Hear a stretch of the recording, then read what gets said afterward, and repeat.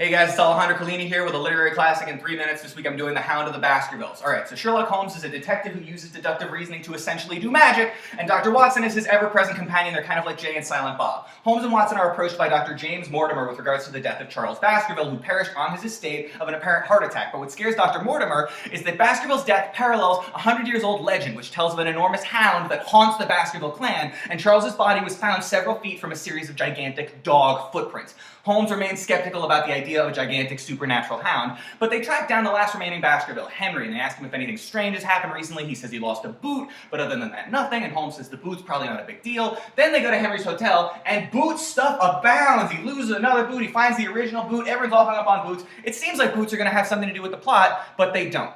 Eventually, it's decided that Henry and Watson are going to go to Baskerville Manor, and Holmes will stay behind to study the case. So the two of them go up there, and they meet the cast of characters / possible villains.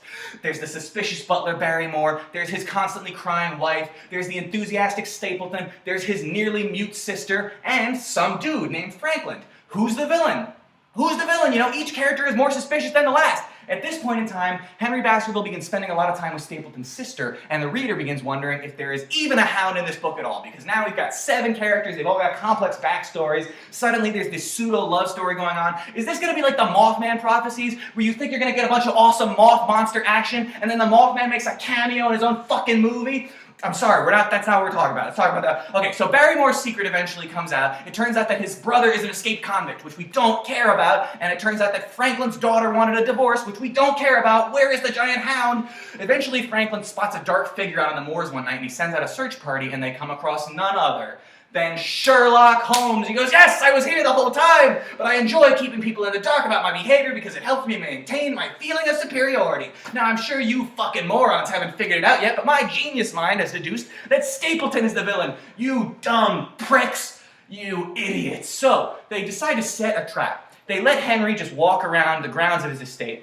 and they hang out on the moors, waiting. And eventually, there it is. We've waited 100 pages, and out of the darkness comes a gigantic hound. It's like 5 times the size of a regular hound. Fire ringed around its eyes and mouth, and Holmes shoots the hound, which turns out to be super mortal, and it dies.